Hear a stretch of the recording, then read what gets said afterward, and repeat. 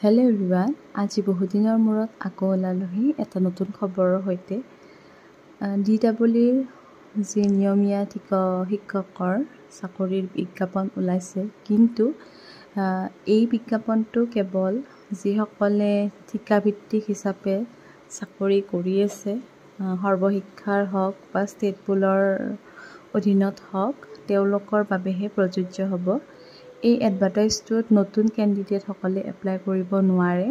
এইটো একেবাৰে অভিজ্ঞ শিক্ষকসকলৰ বাবেহে এই পৰ্টেলটো খুলি দিয়া হৈছে।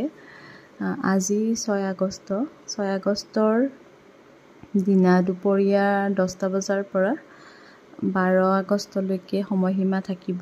এই সময়কেইদিনৰ ভিতৰত যিসকলে ঠিকাভিত্তিক হিচাপে চাকৰি কৰি আছে, অলৰেডি তেওঁলোকে স্কুলত চাকৰি কৰিয়ে আছে, তেওঁলোকে এপ্লাই কৰিব পাৰিব আৰু নিজৰ চাকৰিটো নিয়মীয়া কৰিব পাৰিব।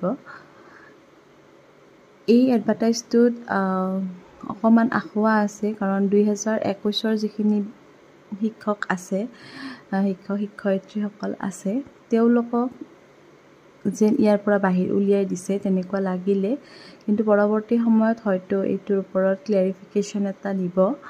কিন্তু বৰ্তমান এটা ইয়াতে পইণ্ট নোট আপোনালোকে পঢ়ি চালে, এডভাৰটাইজটো পঢ়ি চালে গম পাব যে যিটো ইয়াতে পইণ্ট আছে, তাতে লিখা আছে যে সকলো টিচাৰৰ অতি কমেও 5 বছৰৰ অভিজ্ঞতা থাকিব লাগিব। কিন্তু 21 যিখিনি ছাৰ বাইদেউ আছে, তেওঁলোকৰ এতিয়ালৈকে চাকৰিৰ 5 বছৰ হোৱা নাই।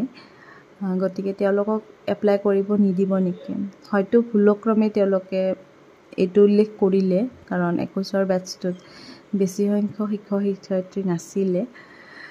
তথাপি পৰৱৰ্তী সময়ত এইটোৰ ওপৰত এটা ক্লেৰিফিকেশ্যন পাব বুলি আশাবাদী। আৰু এতিয়া সকলোৱে এপ্লাই কৰক, কিন্তু হয়তো হাঁহিমুখে কোনেও এপ্লাই নকৰিব, কাৰণ যিহেতু দৰমহাৰ গাঁথনিটো সম্পূৰ্ণ নতুনকৈ আৰম্ভ হ'ব। তথাপি ঠিকাভিত্তিকৰ পৰা নিয়মীয়ালৈকে যোৱাৰ যি ৰাস্তা, সেই ৰাস্তা এনেকৈ হ'লেও খোল খালে বুলি ভাবিয়েই সকলোকে মই আগতীয়াকৈ কংগ্ৰেচুলেশ্যনছ ক'লোঁ। আজিলৈ আহিছোঁ, আকৌ কিবা নতুন খবৰ থাকিলে আপোনালোকক নিশ্চয় জনাম। ধন্যবাদ।